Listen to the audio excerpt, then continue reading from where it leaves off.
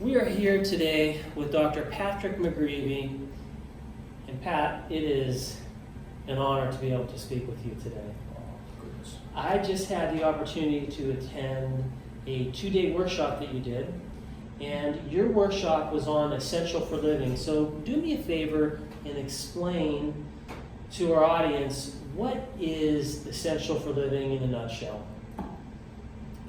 Well, Essential for Living is a functional life skills curriculum that's designed for children and adults for whom a developmental curriculum is no longer effective, where they run into certain barriers, find certain skills quite difficult, especially some learners with autism, where initially there's an expectation that they might catch up to their typically developing peers, and many kids will have difficulty staying on track to that. And then it's also for many children and adults with other developmental disabilities that would be what would be required for them or helpful for them, is that they have a curriculum that would enhance the quality of their life later on. Mm-hmm. And how would you say, or how would you classify your program as being different from what a lot of the other programs are out in the behavioral market? What's the differentiators between Essential for Living and some of the other approaches? Well, it's like some of the other approaches in the sense that it is based on Skinner's analysis of verbal behavior.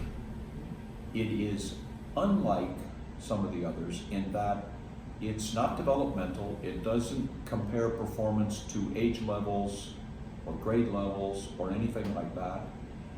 It's pretty much solely referenced against social validity sort of issues that would have to do with the quality of your life, rather than any comparison with typical development or typically developing children. And it also is different in the sense that it will go to people with very severe impairments, and most curricula won't.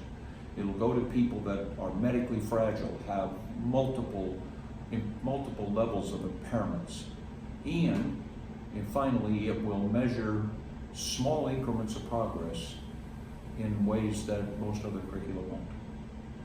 You made a fantastic point when you talked about how some of the assessments and programs out there are based off of developing verbal behavior.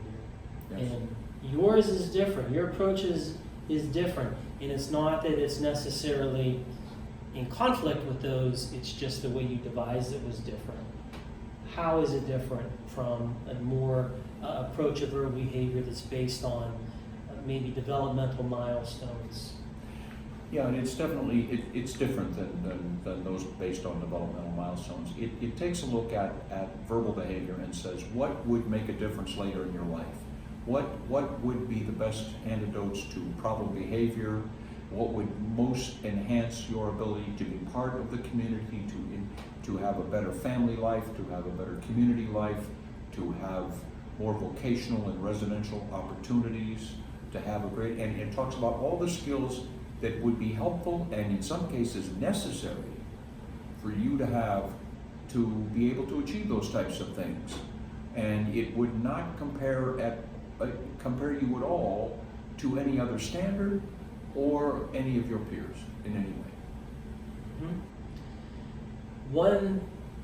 Another highlight for me was learning about the Essential 8, and that concept I feel is remarkable in that you have these Essential 8 skills that you say everyone needs. Can you talk more about your Essential 8 and why are they important? Well, when we devised it, we set aside certain skills and we called them the Essential 8, just because there are 8 of them. Sometimes the skill, one of the 8, is a single skill, and sometimes it's a collection or a category of skills. And these are skills that if you have not acquired these skills, two things will probably occur in your life. You will either have problem behavior, which will interfere with other things you want to do, or the options that you have in front of you for all types of activities you can participate in will be greatly limited. You need to, I can do it very quickly, you could need to make requests, you need demand, you need to wait, you need to accept no, you need to share and take turns in transition. You need to have listener behavior that keeps you safe. You need to have speaker behavior that keeps you safe. You need to have daily living skills that keep you safe, and you need to have tolerating skills that keep you safe. And when you have those in place, then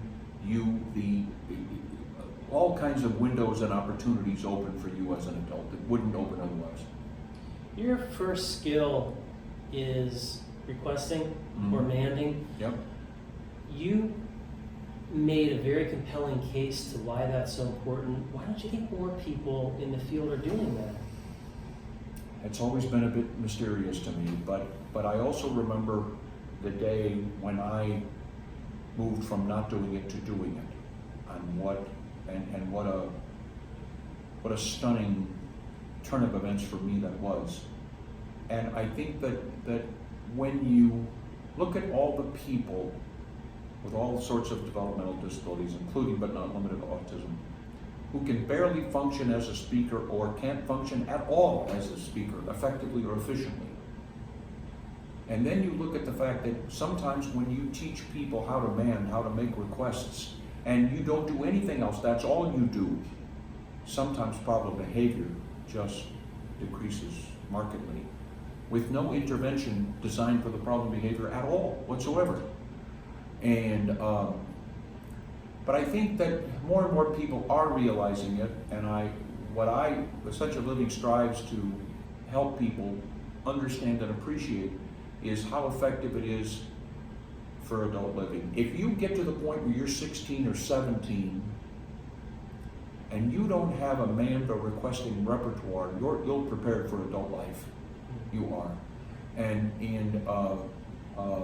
so that's part of the message that we try to do, and then we try to convey that in our workshops, and sometimes I get a little over dramatic in describing it, but it's an incredibly important piece. What you describe as over dramatic, I would call passion. You have been in the field for a very long time. You've helped not just the learners themselves, but there's a whole group of behavior analysts who have been able to help based off of what you've been doing. And one thing I've always appreciated about you is your commitment to science. And this is also shown in your program, which is committed to dimensional measurement, committed to a standard display. Talk about that. Why are those things very important for your program? Well, for good clinical practice to continue and advance so that we become better, it's not going to happen, I don't think, with just a scattered set of cute little things that people come up with here and there. I think it's part of a systematic body of knowledge. And then there's good basis. There's not just data, but there's concepts and principles that are conceptually systematic, that take you somewhere down the road, and that take clinical practice down the road from my perspective. And so I think it's important that it be based on science, and that sometimes you have issues that science hasn't addressed yet. And so you acknowledge that, and you say, well, this is just based on clinical practice from people who have experience doing it. We want and need some literature to continue to base this on, because we would like to do that. But whenever we can, we want our work to be based on the science and the practice, but mostly the science. And that's important to us. And we We were committed to standard measurement. We were committed to direct measurement. We were committed to fluency. You know, we're committed to verbal behavior. We're committed to errorless teaching. And those are things that are well established in the science.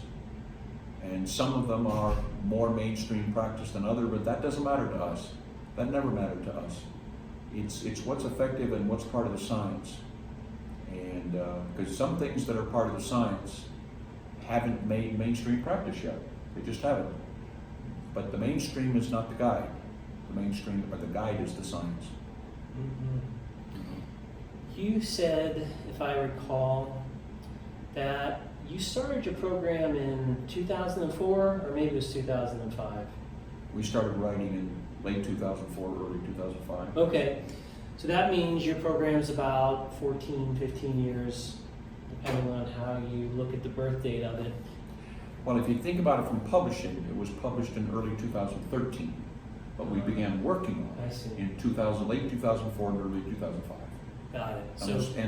We had a temporary kind of introduction piece that was late 2012, and then it went on the market in early 2013. Got it. So you've had this long period where you've developed it. Yep. When you felt comfortable with it, you went to the market, and you've been sharing your message since 2013. Yep. What's next? What are your plans for the future? How do you keep developing Essential for Living? Well, what we're doing now is we're going to add some other pieces to it, and then eventually there'll almost surely be a second edition when we incorporate some of that into the written piece. We've just introduced an electronic app, a web-based app, which we're very proud of, and which we think will greatly enhance the usability of user-friendliness, usability of it. We're going to continue on with some videos, some instructional videos on teaching, and especially teaching in very difficult and complex circumstances. We're going to do that. And then eventually what will happen is we will head to a second edition. We have one translation. We translated it into Italian as our first translation. And we'll probably be translated into a couple of other languages shortly, meaning within a year. And so that'll expand. And then at some point amidst all of this expansion, Mr. McGreevy will retire. But it's not at all certain when in the schedule for that might be. Well, you've been doing this for a long time, and certainly at some point you want to pass on, you want to keep your legacy moving, and you have a great team. I've been able to meet some of your colleagues, and of course a lot of people are doing the method, so in that sense, as long as there are materials and people doing it, it will continue. As we wrap up our conversation, is there anything that I could have asked you, or any parting thoughts you'd like to leave our audience with? Goodness, I'm not sure I know where to start there. No, I don't. There's nothing that comes to mind.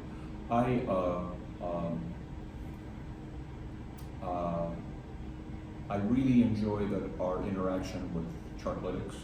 I've enjoyed that from the beginning, and I look forward to more of those interactions, and maybe some kind of a bridge between our app and Chartlytics, and however we can work out something like that. I'd really like to see that happen, because I'd like to have people go when they want to do something functional and they want to put it on a chart.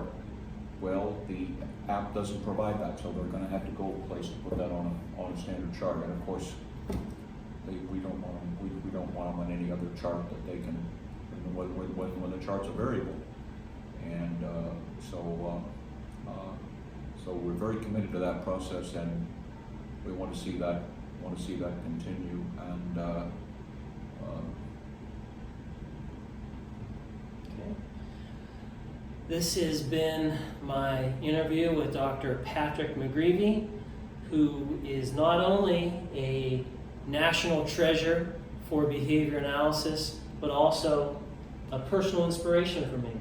Thank you, Dr. McGreevy. Yeah, thank you, Rick. I appreciate it very much. Thank you.